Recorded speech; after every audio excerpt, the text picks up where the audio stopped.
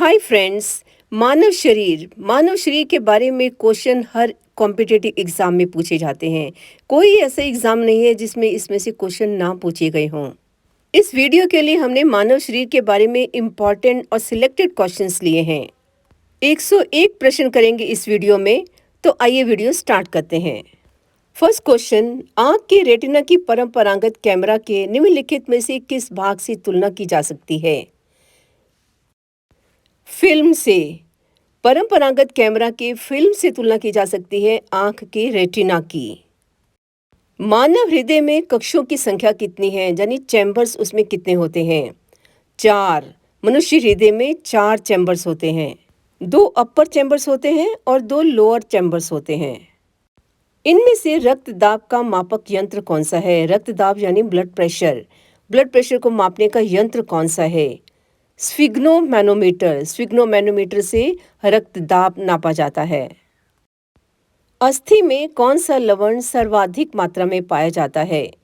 Calcium phosphate सबसे ज़्यादा मात्रा में होता है अस्थियों में।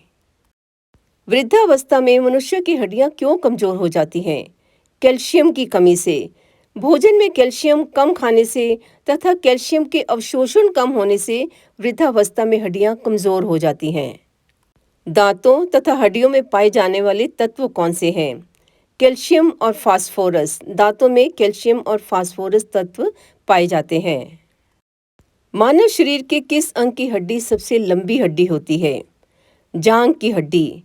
मानव शरीर में सबसे लंबी हड्डी होती है फीमर, जिसे जांघ की हड्डी भी कहा जाता है। ये घुटने से कूल्हे तक होती है।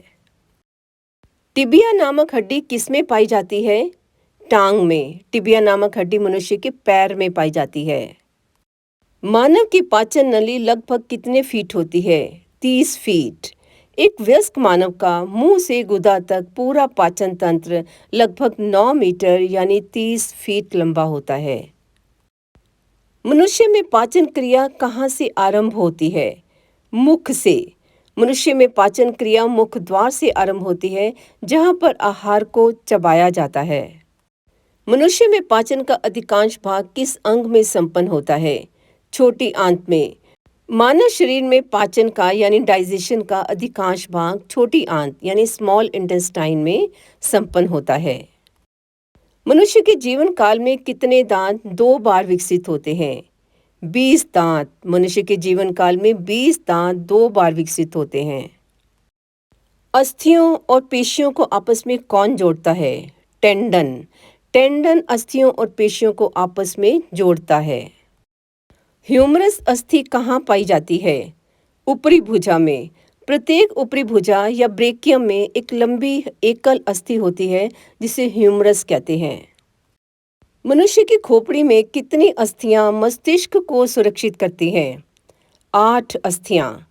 मनुष्य की खोपड़ी में कुल अस्थियां होती हैं 28। इनमें से 8 मस्तिष्क के चारों ओर मस्तिष्क खोल बना लेती हैं, जिसे ब्रेन केस भी कहते हैं। नवजात शिशुओं में हड्डियों की संख्या लगभग कितनी होती है? 300। नवजात शिशु में लगभग 300 हड्डियां होती हैं। मनुष्य में कुल कितनी हड्डियां होती हैं? 206। वैज्ञानिकों के अनुसार शरीर में कुल 206 हड्डियां पाई जाती हैं। मानव रुधिर का पीएच क्या है? पीएच यानी पावर ऑफ हाइड्रोजन। मानव रुधिर का पीएच है 7.4। मानव शरीर में रुधिर बैंक का कार्य कौन करता है? पलीहा यानी स्प्लीन। मानव शरीर में रुधिर बैंक का कार्य पलीहा यानी स्प्लीन करता है। मानव रक्त प्लाज्मा में प्रायः पानी की प्रतिशत मात्रा में कितनी भिन्नता होती है? 90 to 92%। एक प्लाज्मा रक्त का अजीविक तरल पदार्थ होता है, जिसमें 90 to 92% जल होता है। निम्नलिखित में से कौन सी हड्डी मानव के पैर की हड्डी नहीं है? ह्यूमरस अस्थि, जो हमने पहले किया। इसका मतलब बाकी जो तीनों हैं, फिबुला है, टिबिया है और फीमर है, ये तीनों पैर की हड्डी होती हैं। मानव शरीर की सबसे लंबी हड्डी कौन सी होती है? फीमर, जिसे जांघ की हड्डी भी कहा जाता है। ये मानव शरीर की सबसे लंबी हड्डी होती है। मानव शरीर की सबसे छोटी हड्डी कौन सी है? मानव शरीर की सबसे छोटी हड्डी है स्टेपिस। ये कान में पाई जाती है। शरीर की सर्वाधिक प्रबल अस्थि कौन सी होती है? जबड़े की हड्डी मानव शरीर की सबसे मजबूत हड्डी होती है। मनुष्य के शरीर में पसलियों के कितने जोड़े होते हैं? 12 जोड़े होते हैं। टोटल इनकी संख्या होती है 24। 12 बाएं होते हैं और 12 दाएं होते हैं। मनुष्य की खोपड़ी में कितनी अस्थियां होती हैं? मनुष्य की खोपड़ी में टोटल अस्थियां होती हैं 28। रक्त में पाई जाने वाली धातु कौन सी है? लोहा। रक्त में पाई जाने वाली धातु आयरन है, जिसके कारण हमारे खून का रंग लाल होता है। मानव शरीर के खून का शुद्धिकरण की प्रक्रिया को क्या कहते हैं? डायलिसिस। मानव शरीर के रक्त को शुद्धिकरण की प्रक्रिया को हम डायलिसिस कहते हैं। किसकी मौजूदगी के कारण शरीर के भीतर रक्त जमता नहीं है? हेपेरिन।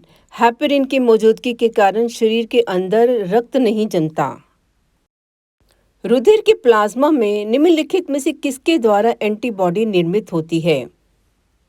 लिम्फोसाइट्स। लिम्फोसाइट्स द्वारा एंटीबॉडी का प्रतिरक्षी प्रोटीन निर्मित होता है, जो कि विष पदार्थों को निष्क्रिय कर देते हैं। रक्त में लाल रंग निम्नलिखित में से किस कारण होता है? हीमोग्लोबिन के कारण। हीमोग्लोबिन एक फ्यूज प्रोटीन है, जिसमें ग्लोबिन और आयरन नामक प्रोटीन पाया जाता है। हीमोग्लोबिन में क्या होता है? हीमोग्लोबिन में लोहा यानी आयरन होता है। शरीर में हीमोग्लोबिन का क्या कार्य है? ऑक्सीजन का परिवहन। रक्त में मौजूद हीमोग्लोबिन फेफड़ों से शरीर के शेष भाग को ऑक्सीजन का परिवहन कराता है। हीमोग्लोबिन किसका महत्वपूर्ण घटक है?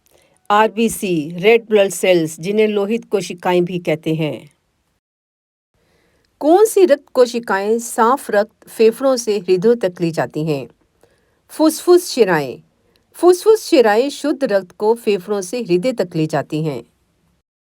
निम्न में से किसकी सहायता से रक्त द्वारा ऑक्सीजन ले जाया जाता है?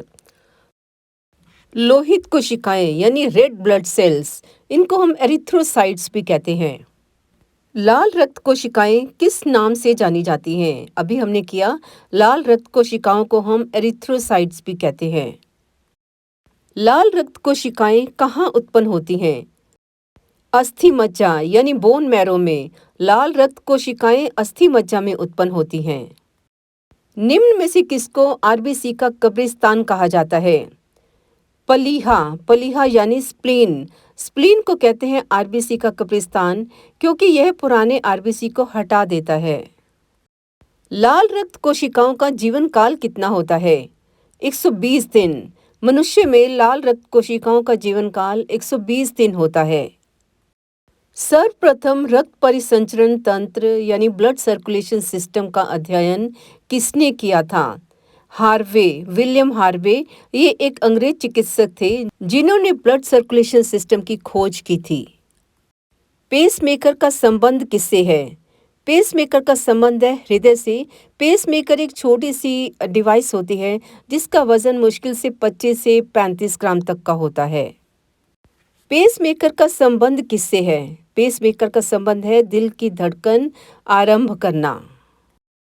गति प्रेरक किससे संबंधित है? गति प्रेरक होता है पेसमेकर। गति प्रेरक का संबंध है हृदय से। निम्न में से किसकी भित्तियों पर रक्त द्वारा डाले जाने वाले दबाव को रक्तदाब या ब्लड प्रेशर कहते हैं? धमनी। धमनी की वॉल्स पर रक्त द्वारा डाले जाने वाले दबाव को ब्लड प्रेशर कहते हैं। सोते समय रक्तदाब में क्या परिवर्तन होता है? सोते समय रक्तदाब घट जाता है, आमतौर पर 10 से 20% तक घट जाता है। पित्त कहाँ जमा होता है? पित्त जमा होता है पित्ताशय में। उच्च उनताश पर मानव शरीर में आरबीसी का क्या होता है? उसकी संख्या बढ़ जाती है। उच्च ऊंचाई पर कम ऑक्सीजन के कारण गुर्दे रक्त में ऑक्सीजन की कमी महसूस करते हैं और आरबीसी के उत्पादन के लिए अस्थि मज्जा को उत्तेजित करते हैं। इसीलिए आरबीसी की संख्या बढ़ जाती है। सफेद रक्त कण का मुख्य कार्य क्या है? इसका मुख्य कार्य है रोग प्रतिरोधक क्षमता धारण करना। व्हाइट ब्लड सेल्स को ल्यूकोसाइट्स भी कहा जाता है। मनुष्य के शरीर में श्वेत कण कोशिकाओं की कौन सी किस्म सबसे ज्यादा होती है? न्यूट्रोफिल्स। जब कोई बाहरी पदार्थ मानव रुधिर प्रणाली में प्रविष्ट होता है तो प्रतिक्रिया कौन आरंभ करता है? White blood cells, WBC। किस रक्त वर्ग में एंटीबॉडी नहीं पाई जाती है? AB वर्ग में एंटीबॉडी नहीं पाई जाती है। रक्त समूह के खोजकर्ता कौन है? रक्त समूह के खोजकर्ता हैं Landsteiner, Karl Landsteiner. RH factor का पता किसने लगाया? लैंडस्टीनर, कार्ल लैंडस्टीनर ने। एंटीबॉडी का मुख्य कार्य किसके विरुद्ध होता है? संक्रमण के विरुद्ध होता है। RH फैक्टर का नाम किससे संबंधित है? RH फैक्टर का नाम संबंधित है एक बंदर से। रीसस नाम का एक बंदर होता है, उससे संबंधित है। RH तत्व के अनुसार कौन सी जोड़ी विवाह के लिए उपयुक्त नहीं है? RH पॉजिटिव पुरुष और RH नेगेटिव महिला, ये जोड़ी विवाह के लिए उपयुक्त नहीं है। निम्न में से कौन सा ब्लड ग्रुप सर्वव्यापक ग्राही यूनिवर्सल रेसिपिएंट कहलाता है? AB वर्ग। AB वर्ग को हम यूनिवर्सल रेसिपिएंट कहते हैं क्योंकि ये किसी से भी ब्लड ले सकता है। कोई B प्रकार के रक्त वाला व्यक्ति किसी आकस्मिक संकट के कारण किस प्रकार के रक्त वाले व्यक्ति को रक्तदान दे सकता है? AB या A ग्रुप वाले व्यक्ति को वो रक्तदान दे सकता है। दिमाग के किस भाग में भूख लगने या भोजन से तृप्ति की अनुभूति कराने के केंद्र स्थित होते हैं? हाइपोथैलेमस में। AB रक्त वाले व्यक्ति को सार्वत्रिक आदाता कहा जाता है, क्यों? क्योंकि उसके रक्त में प्रतिपिंड यानी एंटीबॉडी का अभाव होता है। मानव रक्तदान के लिए कौन सा रक्त समूह सार्वत्रिक दाता यूनिवर्सल डोनर कहलाता है? O group. O ग्रुप वाला व्यक्ति को हम यूनिवर्सल डोनर कहते हैं क्योंकि वो किसी को भी ब्लड दे सकता है। रक्त समूह O ग्रुप वाला व्यक्ति किस रक्त समूह के व्यक्तियों से रक्त ले सकता है? केवल O ग्रुप वाले व्यक्तियों से ही। मानव दिमाग में बुद्धि का केंद्र कहाँ पर स्थित है? सेरेब्रम में। सेरेब्रम किससे संबंधित है? सेरेब्रम दिमाग से संबंधित है। मनुष्य के दिमाग का सबसे बड़ा भाग कौन सा है? प्रमस्तिष्क या सेरेब्रल जिसको कहते हैं। मानव शरीर की किन कोशिकाओं में सबसे कम पुनर्योजन शक्ति होती है? वह ये है मस्तिष्क कोशिकाएं। मस्तिष्क कोशिकाओं की में सबसे कम पुनर्योजन शक्ति होती है। मनुष्य में मेरुदंड में कितनी जोड़ी तंत्रिका निकलती है? 31 जोड़ी। मेरुदंड से 31 जोड़ी तंत्रिका निकलती है। प्रतिवर्ती क्रियाओं यानी रिफ्लेक्स एक्शन का नियंत्रण केंद्र कहाँ पर स्थित है? कशेरुक रज्जु में यानी स्पाइनल कॉर्ड में। श्वसन की क्रिया कहाँ संपन्न होती है? माइटोकॉन्ड्रिया में। माइटोकॉन्ड्रिया में श्वसन की क्रिया संपन्न होती है। मनुष्य में सांस लेते हुए बाहर निकली वायु में O2 की मात्रा कितनी होती है? 17%। जब हम सांस अंदर लेते हैं तो ऑक्सीजन की मात्रा होती है 21%, लेकिन जब हम बाहर निकालते हैं तो इसकी मात्रा होती है 17%। तंत्रिका तंत्र यानी नर्वस सिस्टम की लघुतम संरचनात्मक तथा शारीरिक क्रियात्मक इकाई क्या है? न्यूरॉन। मानव शरीर की सबसे बड़ी कोशिका कौन सी है? तंत्रिका कोशिका। मानव शरीर की सबसे बड़ी कोशिका है तंत्रिका कोशिका। ग्लूकोज के पूर्ण ऑक्सीकरण के फलस्वरूप कितने अणु एटीपी का निर्माण करते हैं? 38 अणु एटीपी का निर्माण करते हैं।